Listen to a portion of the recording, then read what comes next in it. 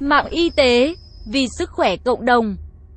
Chào bạn, bạn đang nghe audio chuyên mục bỏng trên website mạng y tế.vn.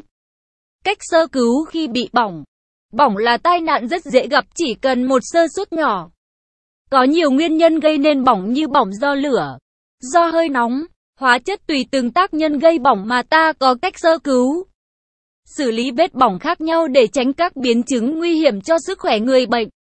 Tình trạng của cơ thể khi bị bỏng phụ thuộc vào 3 yếu tố.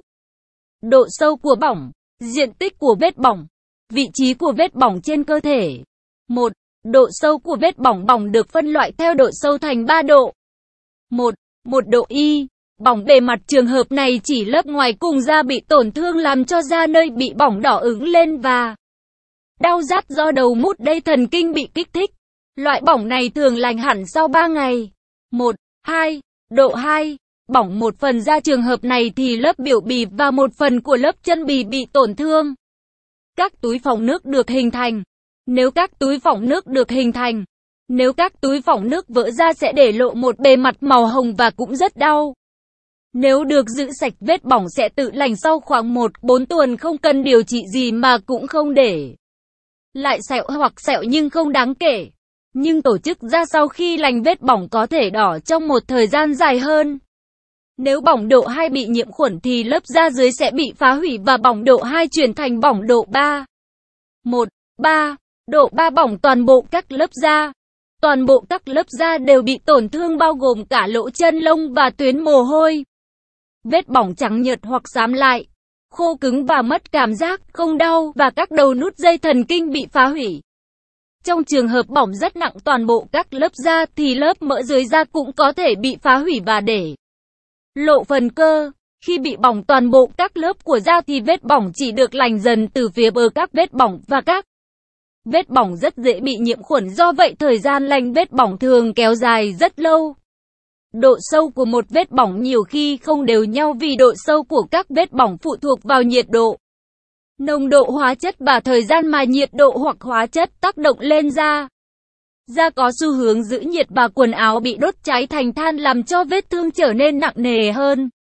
Do đó việc sử dụng quá nhiều nước để rửa vết bỏng khi mà vết bỏng vừa mới xảy ra trong vòng 30 phút khi xảy ra tai nạn sẽ có tác dụng làm giảm độ sâu của bỏng. 2. Diện tích vết bỏng. Có nhiều cách để ước tính diện tích vết bỏng nhưng thông thường diện tích vết bỏng được tính toán bằng cách sử dụng quy tắc số 9. Bỏng càng rộng thì càng nguy hiểm hơn vì bỏng càng rộng càng gây mất nhiều dịch của cơ thể, gây đau nhiều hơn, dễ bị sốc và nhiễm khuẩn. Đối với người lớn nếu bỏng từ 15% trở lên và trẻ em từ 10% trở lên phải được coi là bỏng nặng và phải được chuyển tới bệnh viện. 3. Vị trí vết bỏng trên cơ thể. Bỏng ở những vùng khác nhau cũng có ý nghĩa rất lớn đối với tính mạng và quá trình hồi phục. Ví dụ, bỏng ở vùng mặt, cổ có thể gây phù nề, chèn ép đường thở, dễ bị sẹo xấu và sự biến dạng. Bỏng ở mắt có thể dẫn đến mù.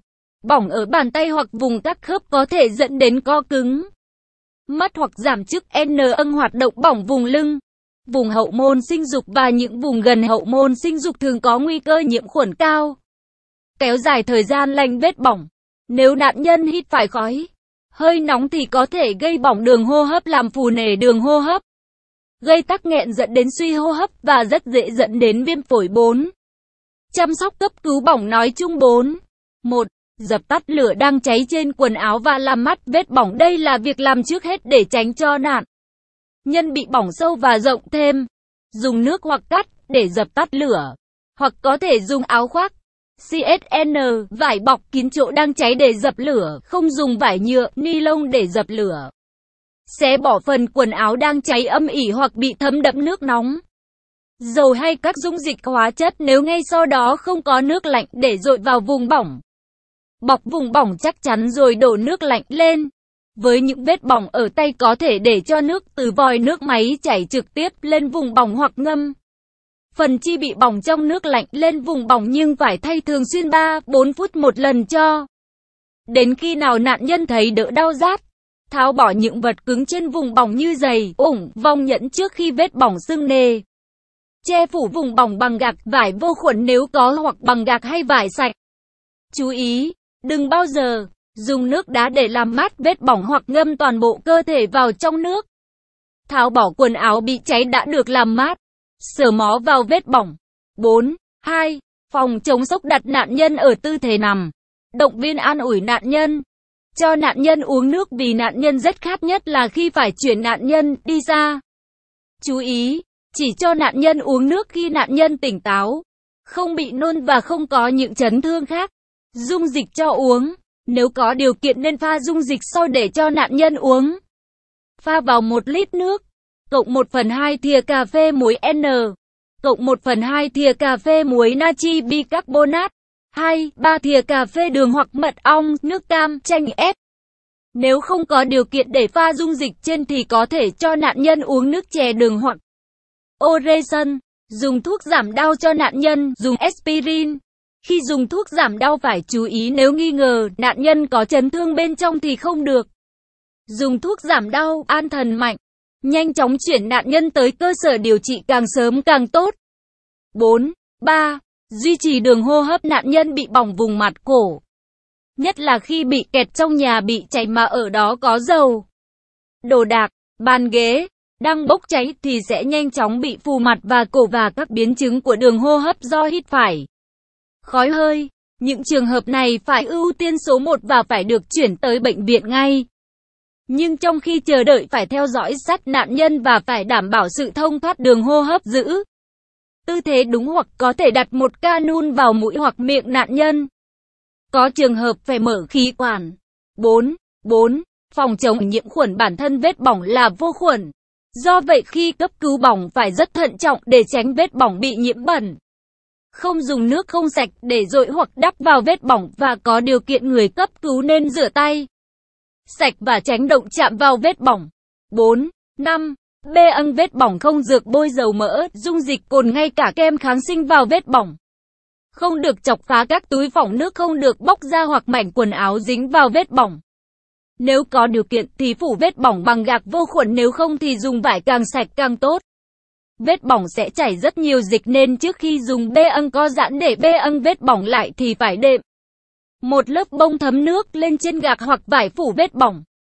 Chú ý, nếu không có bê âng co giãn thì chỉ được bê âng lỏng vùng bỏng để đề phòng khi vết bỏng sưng nề gây chèn ép. Nếu bỏng bàn tay thì có thể cho bàn tay vào một túi nhựa rồi bê âng lỏng cổ tay.